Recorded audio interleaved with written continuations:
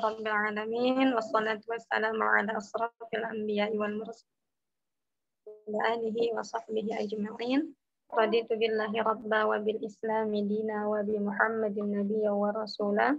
رب زدنا علما وارزقنا فهما والحقني بالصالحين. Alhamdulillah, puji syukur marilah sama-sama kita ucapkan kehadirat Allah Subhanahu wa taala. Allah yang telah memberikan kita nikmat, terutama nikmat iman, Islam dan juga ihsan, dan juga nikmat waktu. Alhamdulillah Allah berikan kita kesehatan untuk bisa melanjutkan kajian kita seperti biasanya. Salawat beriringkan salam tak lupa kita hadiahkan kepada junjungan kita Nabi Allah Nabi Muhammad sallallahu alaihi wasallam. Allahumma salli ala sayyidina Muhammad wa ala ali sayyidina Muhammad. Mana syafaatnya lah yang akan kita harapkan di yaumil akhir kelak, dan semoga kita mendapatkannya. Amin ya rabbal alamin. Baik, akhwati fillah semuanya, karena ini hari Sabtu kita akan kajian Zazari seperti biasanya. Ya, untuk mungkin kepada Umi kita sapa dulu. Assalamualaikum Umi. Waalaikumsalam warahmatullahi wabarakatuh. Ya, alhamdulillah. Apakah sudah siap nih? Kita mulai kajian kita. Ya, baik. Alhamdulillah. Baik, mungkin langsung saja. Sebelum kita mulai, siapkan untuk buku dan juga catatannya untuk mengikat ilmu pada pagi hari ini. Ya, langsung saja kepada Umi. Lupa persilakan. Baik. Jazakallahu khairan. Sebentar ya.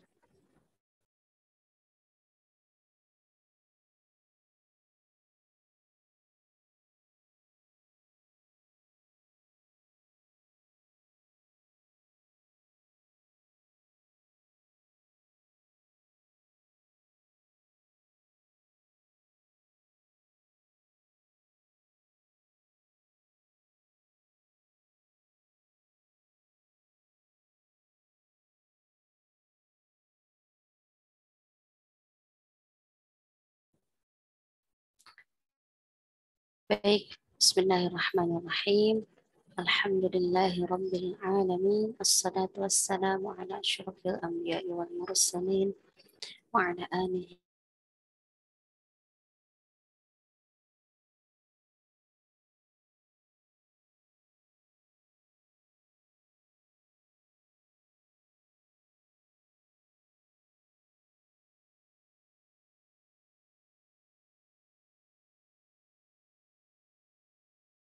wa Rabbi zidna uluman warzuqna fahman. Allahumma ij'alna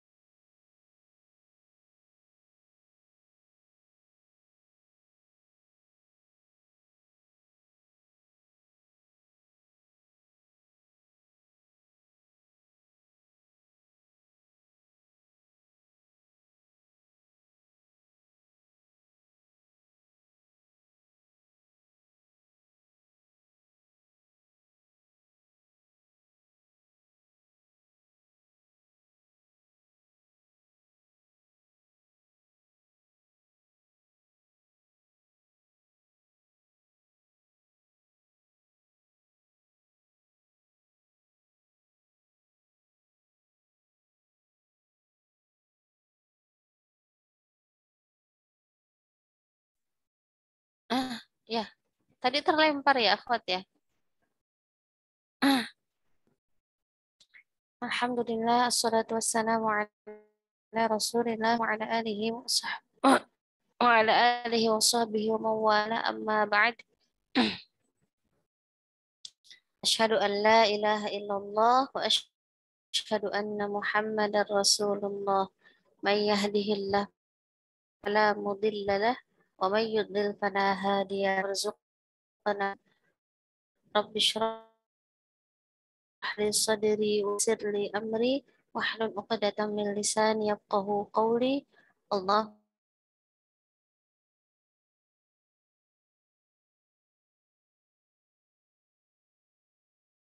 jana wa ahlana min ke bab makharijul huruf ya. Setelah kemarin kita berbicara tentang biografi Imam Ibnul Jazari, sedikit sebelum bab makharijul huruf, coba kita ini dulu ya tentang apa?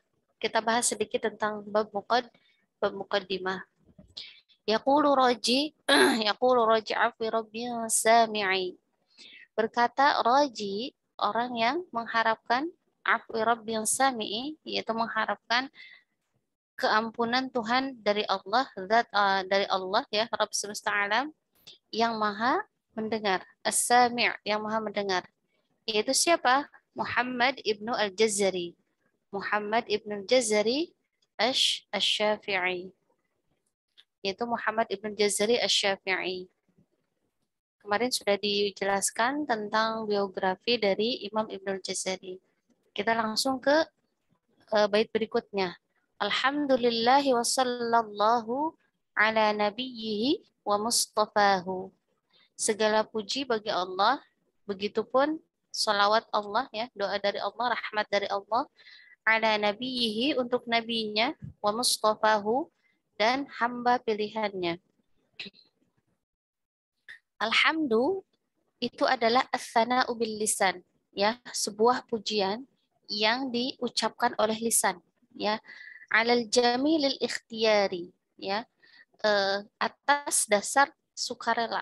Jadi alhamdu itu pujian yang kita ucapkan atas dasar keinginan kita sendiri ya, baik atas datangnya sebuah nikmat maupun tidak.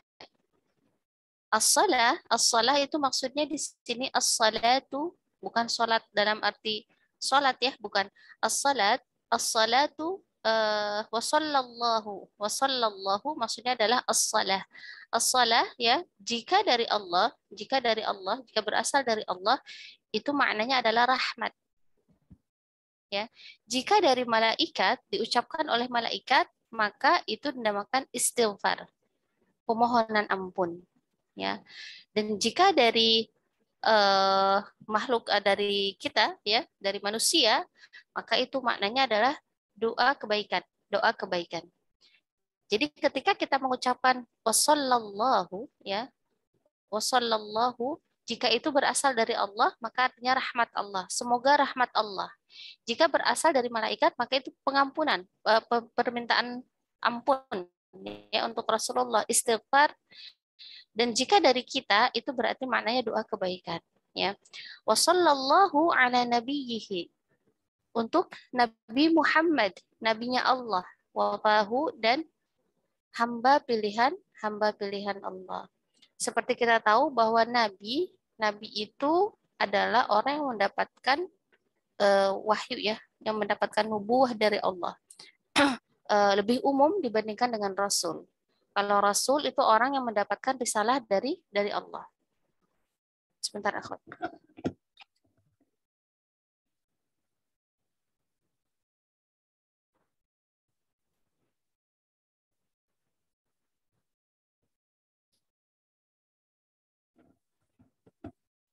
Ya, jika tadi Nabi adalah manusia pilihan yang Allah berikan nubuwah, ya, dan Rasul adalah manusia pilihan Allah yang diberikan risalah.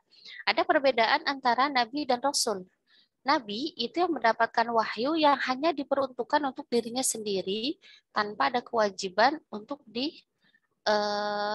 disebarkan atau untuk dilaksanakan untuk yang lain, ya. Tapi adapun untuk dakwah secara umum, dakwah kepada Islam itu tentu kewajiban setiap nabi dan rasul, ya. Bahkan kita sebagai seorang muslim pun mempunyai kewajiban dakwah yang sama. Tetapi secara syariah yang diturunkan kepada nabi itu khusus untuk mereka saja. Tidak diberikan atau tidak diwajibkan kepada umatnya. Beda dengan risalah. Kalau risalah itu memang ditujukan, syariah yang ditujukan untuk Rasul dan juga untuk umatnya. Makanya Nabi itu jauh lebih umum dibandingkan dengan Rasul. Setiap rasul dia pasti nabi. Tapi tidak setiap nabi dia rasul juga ya. Dan jumlah nabi lebih banyak daripada jumlah rasul. Wa mustafahu dan hamba pilihan Allah. Maksud hamba pilihan Allah itu adalah bahwa Rasulullah itu memang hamba pilihannya dari hamba pilihan. Ya. Dalam hadis dikatakan, Ana sayyidu waladi Adam wala fakhra. Saya adalah pemimpinnya Bani Adam dan saya mengucapkan itu bukan dalam rangka berbangga diri ya, bukan dalam rangka berbangga. Kemudian dalam hadis yang lain disebutkan bahwa Inna Allah astafa kinanatan min waladi Ismail wastafa Quraisyan min Kinanah wastafa min Quraisyin Bani Hashim wastafani min Bani Hashim. Ini hadis diriwayatkan oleh Hakim ya. Fa'ana min khiyarin ila khiyarin. Maka saya adalah yang terbaik dari yang terbaik. Saya yang terbaik dari yang terbaik. Jadi hadis ini Allah mengambil atau memilih Bani Kinanah dari Bani Ismail, dari walad Ismail. Jadi dari keturunan Ismail, Allah mengambil Bani Kinanah yang terpilih untuk menjadi yang terbaik. Nah, dari Bani Kinanah, Allah mengambil kembali yang terbaiknya yaitu Quraisy. Dan dari Quraisy, Allah mengambil kembali yang terbaiknya yaitu Bani Hashim. Dan dari Bani Hashim, Allah mengambil yang terbaik yaitu Rasulullah Shallallahu Alaihi Wasallam. Makanya fa'ana min khiyarin ila khiyarin. Makanya aku adalah yang terbaik dari yang terbaik. Ya, jadi betul-betul istifa Mustafa itu betul-betul dari hamba pilihannya gitu, dari pilihan-pilihan di antara yang pilihan. Masya Allah. Allahumma shalli ala Muhammad wa ala ali Muhammad. Nah, Muhammadin wa alihi wa sahbihi wa muqri'il Qur'ani ma' muhibbihi, yaitu Nabi Muhammad ya, Nabi Muhammad. Siapa itu Nabi Muhammad? Namanya adalah Muhammad ibni Abdullah ibni Abdul Muttalib ibni Hashim. Segini aja ya. Sampai ke nasabnya tersambung sampai ke Adnan ya. Ini kalau mau mempelajari ini ada di kitab, banyak ya kitab, salah satunya ada di kitab Tijan Ad-Daruri. Siapa namanya? Muhammad ibni Abdullah, yaitu ayahnya, ibni Abdul Muttalib, yaitu kakeknya, ibni Hashim, yaitu kakek buyutnya, ya, kakek buyutnya. Nah, sampai ke Adnan. Nah, Adnan itu dari silsilahnya Nabi Ismail, anaknya Nabi Ibrahim alaihis salam, ya. Muhammad itu isim alam ya, yang diambil dari kata hamada yuhammidu Muhammadun, artinya yang terpuji ya. Dari kata apa? Hamada yuhammidu Muhammadan, tahmidan wa Muhammadan. Wa alihi, dan untuk keluarganya Rasulullah. Siapa yang dimaksud dengan keluarganya Rasulullah? Yang dimaksud dengan keluarganya Rasulullah adalah orang-orang yang beriman dari Bani Hashim dan dari Bani Al-Muttalib. Bani Al-Muttalib. Jadi kalau ada yang bertanya siapa sih keluarganya Rasulullah? Keluarganya Rasulullah itu adalah orang-orang yang beriman dari anak cucu Bani Hashim, dan dari Bani Al-Muttalib. Jadi anak cucu keturunan Bani Hashim dan Bani Al-Muttalib yang beriman itu dinamakan keluarga Nabi. Wasahbihi, ya, wasahbihi. Siapa itu wasahbihi? Dan para sahabat Nabi. Yang dimaksud dengan para sahabat, ya, yang dimaksud dengan para sahabat adalah kullu muslimin. Satu, yang pertama kullu muslim. Setiap orang Islam.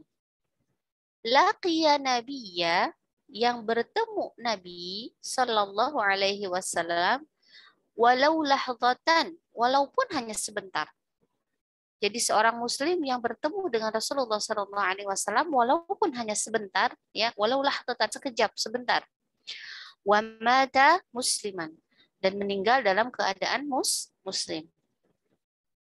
Jadi tidak termasuk pada pengertian sahabat orang yang bertemu Nabi dalam mimpi. Dan tidak termasuk dalam pengertian sahabat orang yang masuk Islam kemudian bertemu Rasulullah tapi kemudian mati dalam keadaan murtad atau keluar dari Islam, ya. Jadi syaratnya itu tadi, muslim bertemu Rasulullah memang secara fisik, ya, walaupun hanya sekejap, dan meninggal dalam keadaan muslim. Ini dinamakan sahabat Nabi. Insya Allah, ya. Keberuntungan yang didapatkan oleh generasi pertama yaitu mereka-mereka yang bisa melihat Nabi, bisa bertemu Nabi walaupun hanya sebentar. Dan jumlahnya itu banyak, ya, banyak, tidak terhitung, ada sekitar ratusan ribu sahabat, ya, baik yang dikenal maupun tidak dikenal. Nah, itu sahabat, ya, itu dinamakan sahabat. Makanya siapa Uwais Al-Qarni itu para ulama berbeda pendapat tentang status kesahabatannya beliau, ya. Kenapa? Karena seperti dalam kisah, Uwais bin Qarni itu pergi menemui Rasulullah, ya, sampai menitipkan ibunya, ya, dari negeri yang jauh karena imannya ingin bertemu dengan nabinya, ingin bertemu dengan Rasulullah, tapi kan tidak ketemu Rasulullah, ya. Pada saat sampai ke Madinah, Rasulullah tidak ada di tempat, di Madinah atau di Mekah, ya. Saya kurang hafal. Sampai akhirnya kemudian karena meninggalkan ibunya, ya, tidak tenang, akhirnya kembali lagi meninggalkan, kembali pulang, tidak bertemu Rasulullah. Nah, para ulama berbeda pendapat apakah beliau termasuk sahabat atau bukan, tanpa mengurangi fadilah atau keutamaannya seorang Uwais Al-Qarni, ya. Seperti dalam hadis disampaikan, Umar bin Khattab sampai mencari-cari, ya, saking menginginkan doanya dari seorang Uwais Al-Qarni, karena Rasulullah SAW sudah menjamin doanya adalah doa yang makbul, ya. Masya Allah. Karena baktinya Uwais Al-Qarni kepada ibunya. Wa muqri'il Qur'ani Muhammadin wa alihi wa sahbihi wa muqri'il Qur'ani. Siapakah muqri itu, ya, orang yang membaca Al-Qur'an. Al-muqri, kalau kita membahas tentang yang namanya muqri atau orang yang istilah muqri, ya. Istilah muqri itu adalah man 'alimal qira'atal qur'aniyyata ada'an wa rawaha musyafahatan wa ujiza lahu ay yu'allima ghairahu wa jalasa lil iqra'. Siapa yang dimaksud dengan muqri?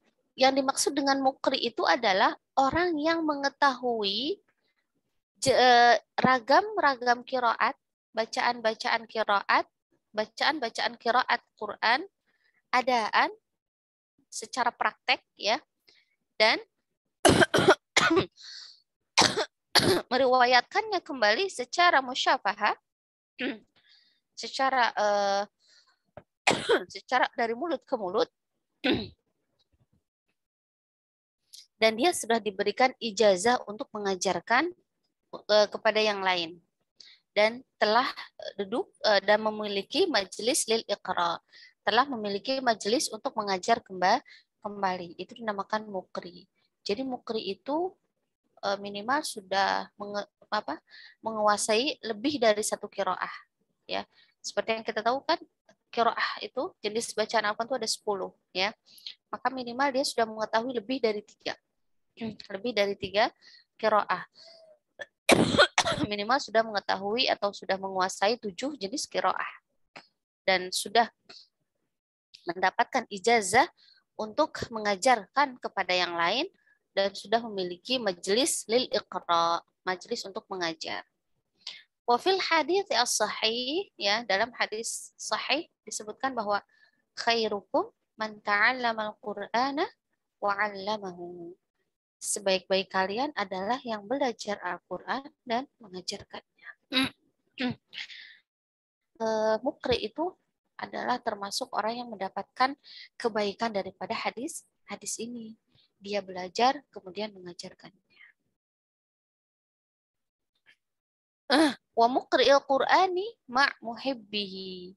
Nah, dengan ma' muhibbihi yaitu maksudnya adalah orang-orang yang mencintai Al-Qur'an maupun orang-orang yang mencintai para muqri Al-Qur'an. Ya, jadi bisa dua atofnya. Bisa mencintai Al-Qur'an, bisa juga kepada mencintai para muqri Al-Qur'an, yaitu para pengajar dan pembelajar Al-Qur'an. Nah, Al-Quran sendiri apa sih? Al-Quran sendiri adalah kalamullah Ta'ala ya, kalamullah Ta'ala al-mu'jizu, yang memiliki sifat mu'jiz. Mu'jiz itu tidak ada yang bisa mengalahkan, tidak ada yang bisa menandingi, tidak ada yang bisa melemahkan. Makanya dalam Al-Quran, fa'ilam taf'alu walan taf'alu. Fa'tu bisuratin, ya, maka datangkanlah satu surat, ya. Tapi fa'ilam taf'alu, jika tidak bisa melakukan, walan taf'alu, dan tidak akan pernah bisa melakukan, ya, siapapun, karena Al-Quran itu memiliki sifat mu'jiz, ya, tidak bisa dikalahkan. Al-munazzalu, jadi kalamullah al-mu'jiz, al-mu'jizat, yang sifatnya mu'jizat, al-munazzalu ala qalbi nabiyyina Muhammad, yang diturunkan kepada dadanya Rasulullah, nabinya Rasulullah SAW, al-muta'abbadu bitilawatihi, yang mendapatkan pahala ibadah, bitilawatihi, dengan membacanya. Makanya spesial, membaca Al-Quran itu menjadi sebuah pahala ibadah, ya, sebuah ibadah yang mendapatkan pahala tersendiri. Berbeda dengan membaca hadis, membaca buku itu kan tidak ada pahala ibadahnya, ya. Maksudnya bukan pahala ibadahnya itu secara umum saja. Adapun kalau membaca Al-Quran itu benar-benar memang dijadikan sebuah ibadah yang memiliki pahala yang besar, ya. Al-maktubu baina daffataini, yang tertulis di antara dua sampul, ya, dua sampul, ya, daffah. Al-maktubu baina daffataini al-manqulu ilaina, yang yang diriwayatkan kepada kita bitawaduri, dengan secara tawatur. Tawatur itu apa? Mutawatir. Ya, mutawatir, karena derajat Al-Quran itu sudah derajat mutawatir. Yang dimaksud dengan derajat mutawatir adalah diriwayatkan oleh sebanyak orang manusia, yang sebanyak orang manusia itu tidak mungkin berbohong, tidak mungkin bersepakat dalam kebohongan. Dan itu diriwayatkan secara tawatur itu dalam setiap tobakot, dalam setiap tingkatan rawi riwayatnya, ya, dari mulai sahabat sampai ke kita.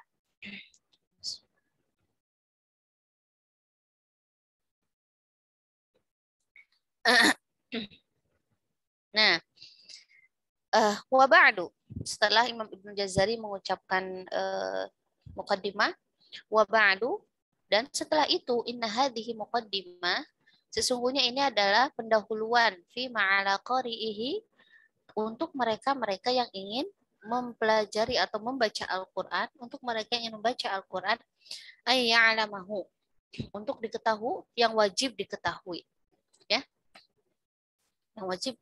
Jadi apa yang beliau tulis ini adalah pendahuluan atau bab-bab dasar atau ilmu-ilmu dasar yang wajib diketahui, yang wajib dipelajari oleh mereka yang ingin membaca Al-Quran, ya, oleh mereka yang membaca Al-Quran. Idh wajibun alaihimu, karena wajib kepada mereka, muhattamu, dengan kewajiban, penekanan kewajibannya, penekanan lebih kuat, ya, qabla syuru'i awalan ayya'lamu,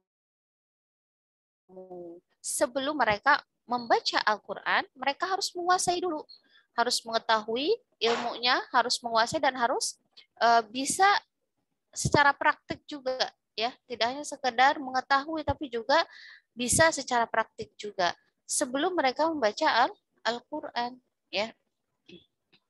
Makanya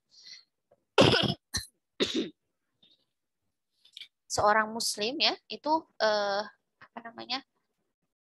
Wajib mempelajari Al-Qur'an. Jadi dari mulai balita itu kan sudah mulai diajarkan ya, diajarkan huruf-huruf hijaiyah ya. Diajarkan cara membaca Al-Quran dari mulai Iqra ya, jilid 1, 2, 3, dan seterusnya. Itu dalam rangka apa? Dalam rangka memang memenuhi kewajiban yaitu bisa membaca Al-Quran sesuai tajwid. Ya. Nah, apa saja yang harus diketahui? Makharijal hurufi was sifati, yaitu makhrajnya, sifatnya, liyalfidhu bi afsahil lughati, supaya mereka bisa membacanya dengan lughah yang paling fasih. Membacanya dengan lughah yang paling fasih. Muharriri tajwidi, muharriri itu di sini maksudnya adalah muhaqqiqi. Maksudnya betul-betul membacanya itu dengan tajwid, ya, betul-betul mempraktikkan madnya, betul-betul mempraktikkan gunnahnya, makhrajnya, sifatnya. Jadi mempraktikkan tajwidnya itu betul-betul dengan sempurna. Wal mawaqifi, dan tempat-tempat wakaf ya, tempat-tempat berhentinya ayat ya, itu juga mempengaruhi. Wa madladzi rusima fil masahifi, dan apa-apa yang tertulis dalam Rasm Utsmani. Dan apa-apa yang tertulis dalam Rasm Utsmani. Jadi nanti kaitannya Rasm Utsmani itu kaitannya ada maktub mausul, ada taat ya, penulisan huruf ta, ada penulisan yang disambung dan dipisah ya. Oke, baru kita masuk ke bab makharijul huruf. Masuk ke bab makharijul huruf. Oke, lanjut Amma.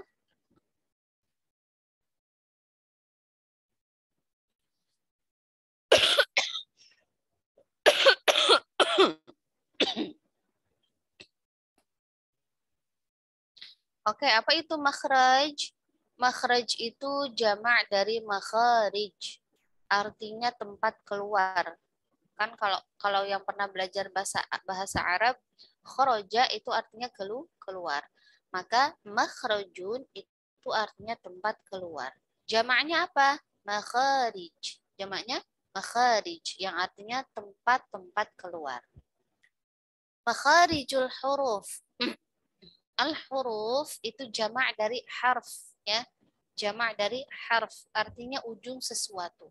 Atau secara istilah dia bermakna suara yang keluar dari tempat keluar muhaqqaq atau muqaddar. Suara yang keluar dari tempat keluarnya, yaitu dari makhrajnya, baik makhrajnya itu muhaqqaq atau tertentu atau muqaddar. Contoh yang muhaqqaq tertentu itu seperti makhraj huruf dal. Dia tertentu, muhaqqaq, yaitu dari mana? Dari ujung lidah bertemu pangkal gigi seri atas.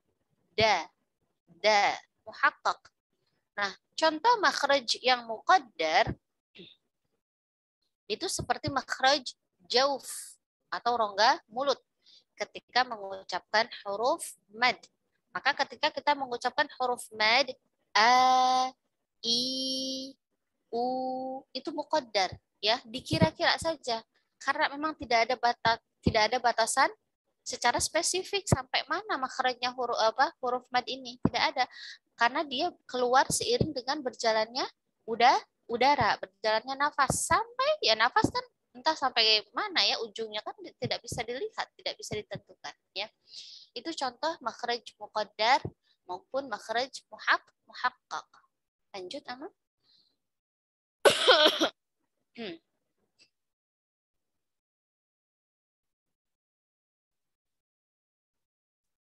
Oke.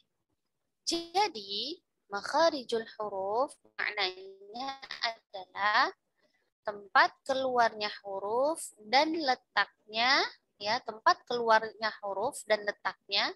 Jadi dari mana dia keluar dan letaknya di mana? Pada saat terputusnya suara itu ketika disukunkan. Misalkan kita mengucapkan huruf ba, ketika kita mensukunkan kan berarti terputus. Ab, ab, ab. Nah, itu berarti di situ tempat keluarnya huruf dan letaknya di situ. Ab. Ya. Dan yang bisa membedakan antara satu huruf dengan huruf yang lainnya. Makanya kalau misalkan kita mau mengetahui letak suatu huruf, di mana makhrajnya, di mana letaknya, sukunkan huruf tersebut. Misalkan kita mau mengetahui makhraj huruf kha. Oh, berarti di sini. Dia ada di tenggorokan paling atas. Atau kita mau mengetahui makhraj huruf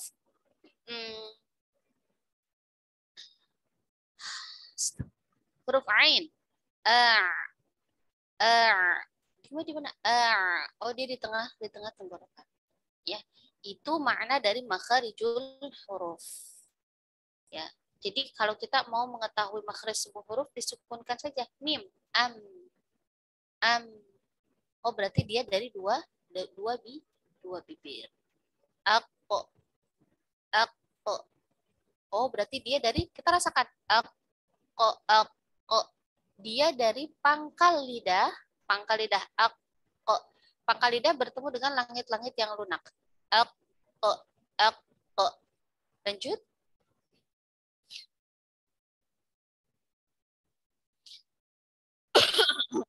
Nah, itu yang dinamakan atau pengertian daripada makharijul huruf, ya. Pengertian daripada makharijul huruf. Nah, huruf Arabiyah, huruf dalam bahasa Arab itu terbagi menjadi dua. Ada al-huruf al-hijaiyah, ada al-huruf al-abjadiyah. Al-huruf al-hijaiyah adalah huruf hijaiyah, yaitu huruf al-mantuqah. Huruf al-mantuqah atau huruf yang terbaca. Huruf yang terbaca. Al-mantuqah. Huruf yang terbaca itu dinamakan huruf hijaiyah. Ya, seperti kalau misalkan kita ngomong Assalamualaikum, Waalaikumsalam, itu namanya huruf hijaiyah.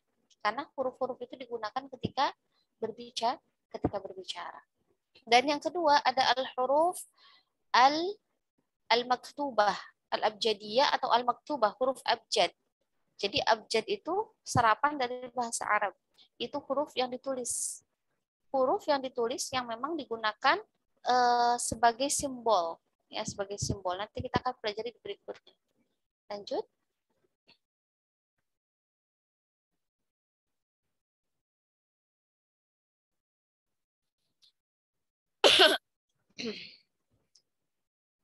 Nah, ini pembagian lebih detailnya.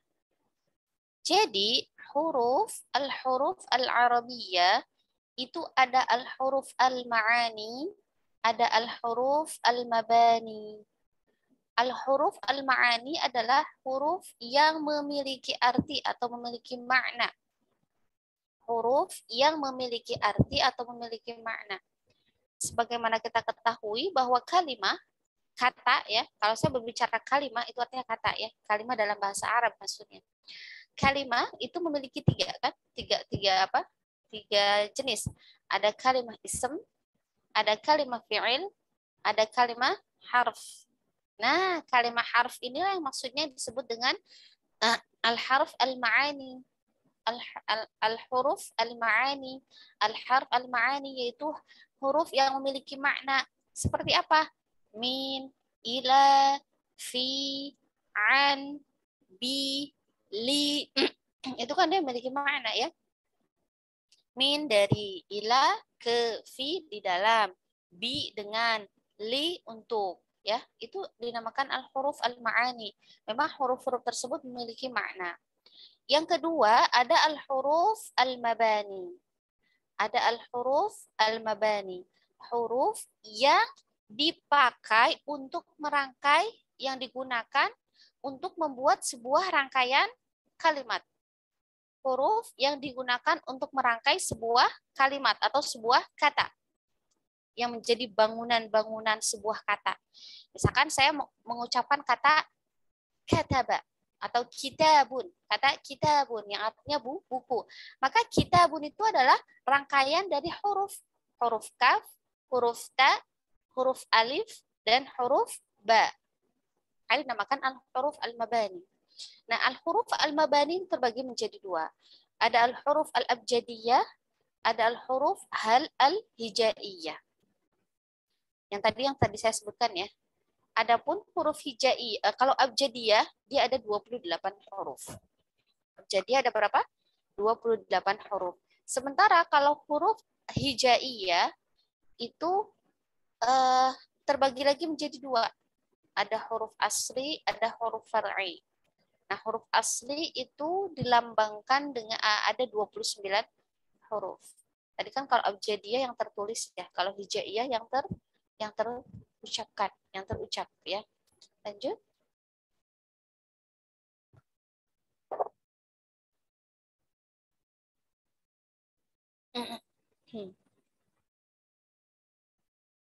Berikutnya, apa?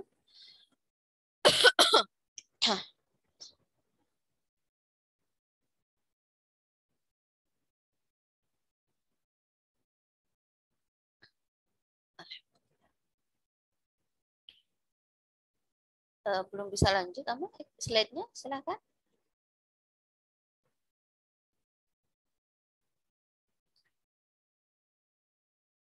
Ya udah.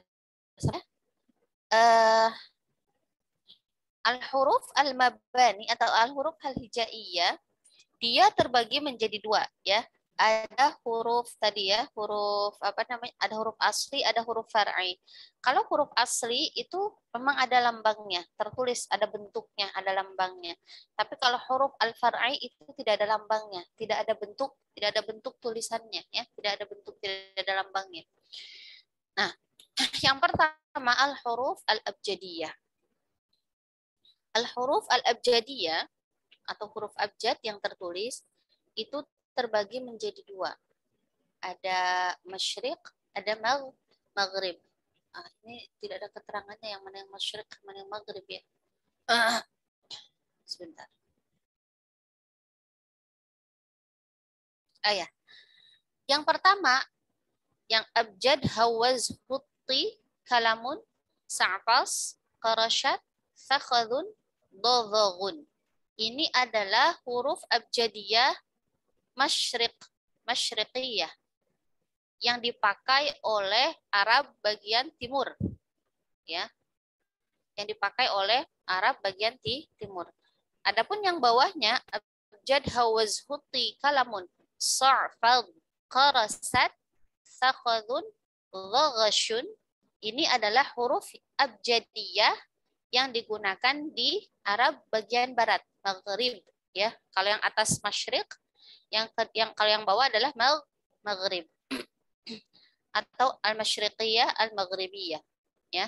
Yang di atas digunakan yang indal masyriq, yang di bawah indal maghrib ya, atau Arab bagian barat ya. Maghrib itu barat. Jadi ada perbedaan.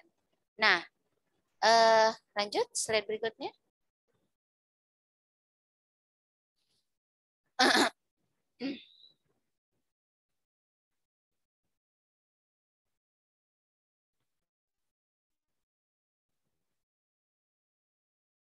Huruf abjadiyah yang maktubah yang ini ya, abjadiyah ini memiliki memiliki arti ya, memiliki lambang. Silahkan lanjut slide-nya.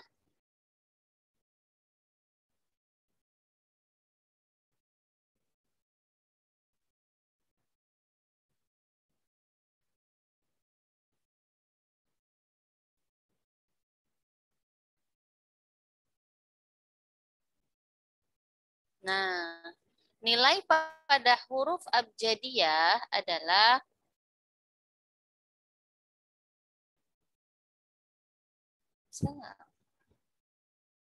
ini.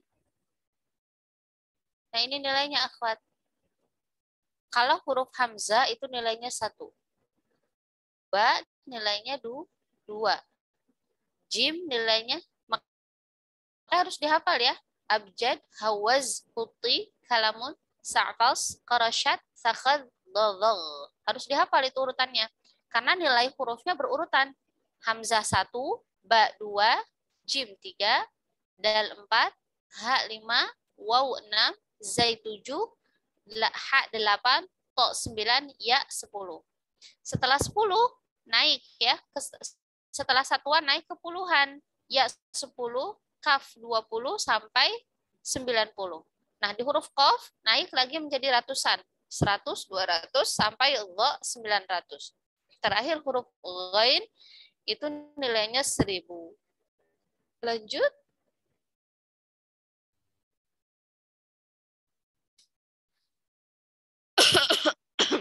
Nah, nanti kalau huruf abjadiyah yang tadi itu ya, yang ada lambangnya, yang ada nilainya, itu akan kita ketahui pada akhir nazam atau akhir manzumah jazariyah, yaitu abiyatuha qafun wa zayun fil adad. Qaf itu berapa? Qaf itu tadi 100. Qafun wa zayun. Zai itu berapa? Zai tadi 9 ya. Qafun wa zayun. Oh, berarti jumlah dari bait jazar itu 109 bait. Jadi nilainya ditentukan dari yang tadi. Makanya beberapa daurah jazariyah itu ketika ujian, ketika pengambilan sanadnya itu menggunakan teknik dengan nilai yang tadi. Misalkan gurunya bilang coba dadara, misalkan dadara. Ini nilainya berapa? Nanti kalau sudah ketemu nilainya, dimasukkan ke baitnya. Misalkan nilainya itu 8. Oh, berarti masuk ke bait 8. Sebutkan baitnya, sebutkan penjelasannya. Seperti itu. Di Mesir seperti itu. Jadi harus dihafal ya. Harus dihafal. Nanti saya tanya, misalkan, akhwat, abjad, berapa tuh? A, 1, ba, 2, jim, 3, dal, 4. 1 tambah 2, tambah 3, tambah 4, jadi berapa? Dijumlahkan. Nah, masuk baitnya yang kayak gimana bunyinya? Jelaskan syarahnya. Gitu. Itu al-huruf al-abjadiyah. Kemudian masuk ke al-huruf al-hijaiyah.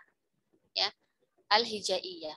Nah, al-huruf al-hijaiyah ya, itu ada 29 huruf. Dan ini ada lambangnya. Ada lambangnya ya. Lambangnya ini alif, hamzah, hamzah, ba, ta, sa, jim, ha, kha, sampai ke ya. Ini lambangnya. Nah, huruf hijaiyah berjumlah 29 huruf ini baru disusun oleh Al-Imam Nasr ibn Asim. Imam siapa? Al-Imam Nasr ibn Asim yang wafat pada tahun 90 Hijriah, yang disusun berdasarkan kemiripan bentuk hurufnya. Nih, ini kan mirip nih batasa, berarti disusunnya berdekatan. Jim, ha, kha, ini mirip juga, disusunnya berdekatan. Gitu. Ya, jadi disusun berdasarkan bentuk kemiripannya. Dan untuk membedakan, diberikan titik. Seperti ba, titiknya 1 di bawah. Ta, titiknya 2 di atas. Sa, titiknya 3 di atas. Di atas.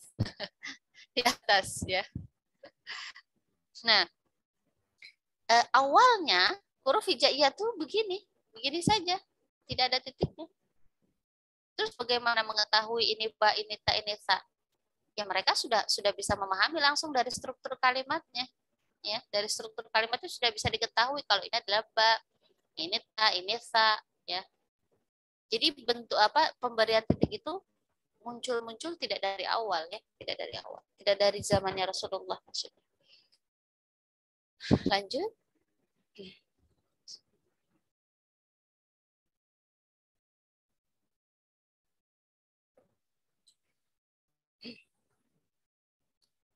Nah,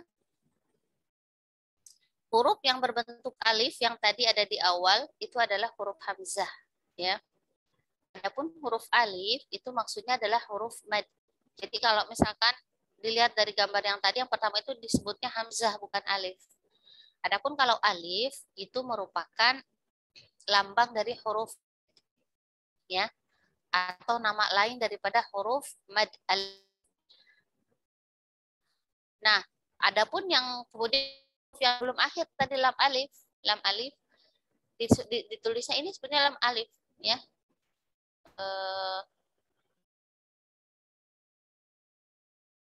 Kenapa disebut ditulis lam alif? Karena alif itu selalu dalam kondisi sukun, ya. Alif itu selalu dalam kondisi sukun, dia tidak mungkin berharokat. Makanya kalau yang berharokat itu dinamakan apa tadi? Hamzah, ya. Alif itu selamanya tidak berharokat. Ketika kita menyebutkan alif sementara dia dalam keadaan sukun, ya, dalam keadaan mati, ya, maka harus ada yang membantu mendampingi dia supaya jadi bisa dibaca. Kan huruf sukun tidak bisa dibaca, ya kan? Yang mana membaca huruf sukun? Tidak bisa. Dibantulah harus dengan huruf yang lain supaya dia bisa terbaca. Maka dibantu dengan huruf lam.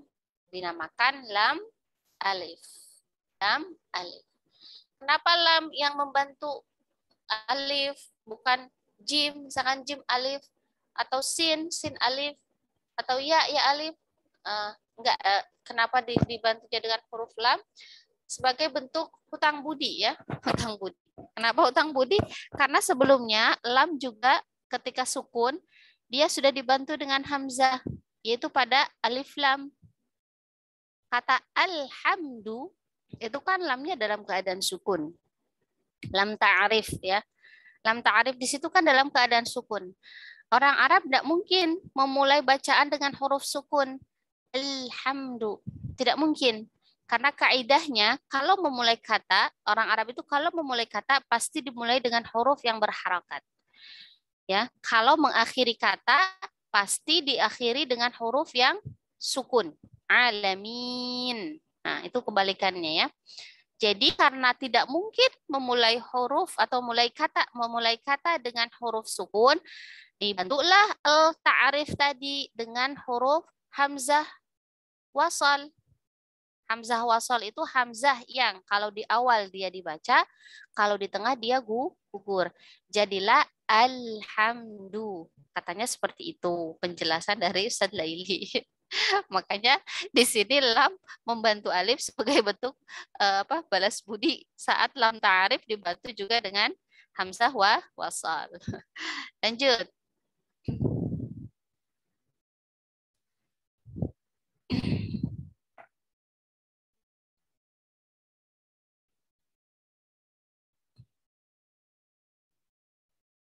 Ya, lanjut.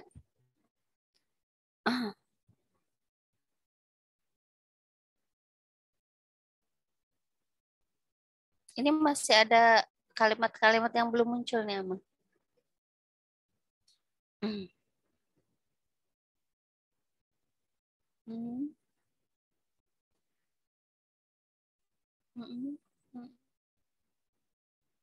Ya, huruf far'i, ya, huruf far'i kan huruf hijaiyah itu terbagi menjadi dua. Ada huruf asli, ada huruf far'i. Huruf asli adalah huruf yang tadi, yang ada lambangnya. Hamzah, ba, ta, sa, jim, ha, dal, dal, sampai akhir. Itu dinamakan huruf asli. Memang ada tulisannya, ada lambangnya. Nah, yang kedua adalah huruf far'i, huruf cabang, ya. Maksudnya huruf cabang karena memang dia ada bunyinya, tapi tidak ada lambangnya. Ada bunyinya, tapi tidak ada lambangnya, ya. Yaitu ada berapa? Ini ada 6, ya. Tadi Imam Al-Tibi mengatakan bahwa huruf far'i yang pertama adalah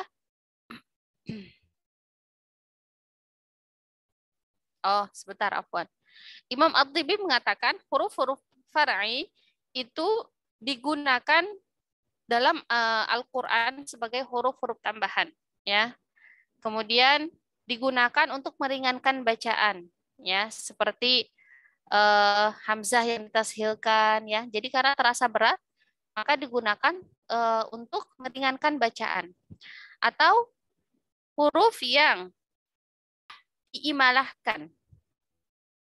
Huruf yang diimalahkan, ya, diimalah. Kalau dalam imalah itu artinya membaca huruf harokat fathah miring menjadi kasroh, miring ke kasroh, ya. Harusnya A jadi dibaca E. Kan dalam bahasa Arab tidak ada huruf konsonan E, ya. Nah, adanya itu yaitu tadi imalah, ya. Imalah itu juga ada dua, ada imalah sugro, ada imalah kubro. Yang imalah sugro itu dinamakan taklil. Condong itu sedikit aja. Ya, misalkan wadduha itu taklil namanya. Tapi kalau imalah sugro.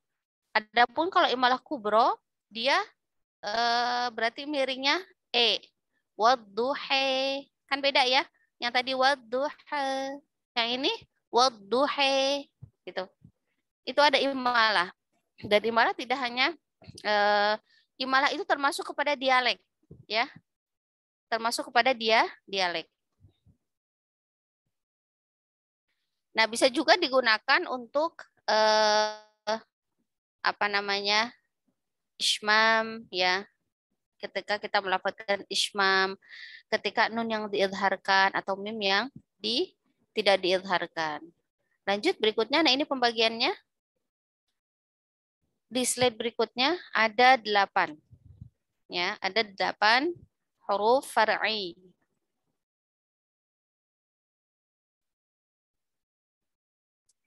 Yang pertama adalah alif tashil. Alif tashil. Alif tashil itu apa? Hamzah, bukan alif. Hamzah yang dibaca ringan, ya. Hamzah yang dibaca ringan, alif yang dibaca ringan pada riwayat Hafs, ya. Contohnya pada riwayat Hafs di surat Fussilat, yaitu pada kata a'jamiyun tidak dibaca a, ya, karena berat, susah. Orang Arab itu susah kalau ngomong a, gitu kan, tapi makanya ditasil a'jamiyun, a'jamiyun, a'jamiyun. Itu namanya tashil. Nah, alif tashil di sini ini dinamakan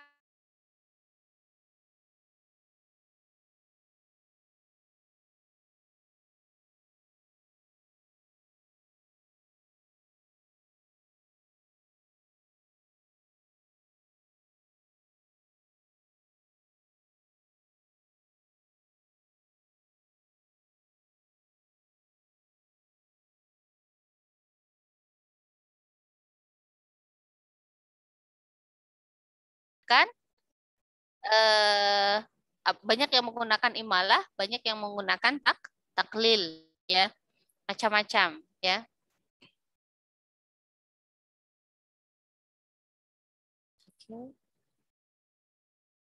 Slide-nya tertutup. Nah, itu yang kedua. Tadi alif tashil, ya. Contohnya di surat apa? Fussilat ayat 44.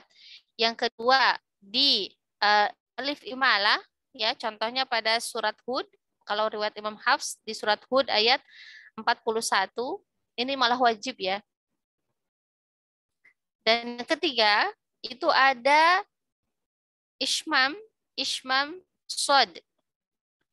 Ismam sod. Ismam sod itu gabungan sod dengan zai, ya, gabungan sod dengan zai. Seperti bacaannya riwayat Kumbul kalau saya tidak salah. Mereka tidak membaca dengan siratal mustaqim, tetapi ziratal mustaqim. Jadi mengismamkan atau menggabungkan antara sod dengan zai, ya. Hanya pada riwayat-riwayat tertentu. Itu juga termasuk harf far'i karena tidak ada lambangnya tapi terucap. Berikutnya huruf far'i berikutnya yang keempat adalah waw ismam. Waw ismam atau ya seperti waw. Ya ismam juga bisa. Ya ismam yang dibaca seperti waw. Qila, ya qila dibacanya wila. Atau saya bisa ini enggak? Saya harus bukannya.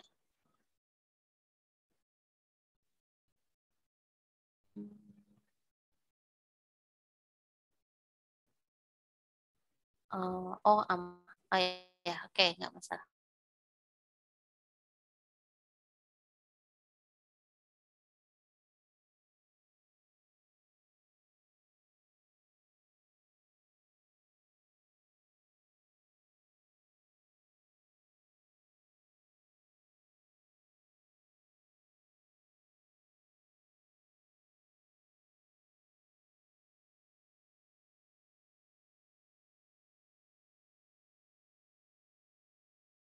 Ya,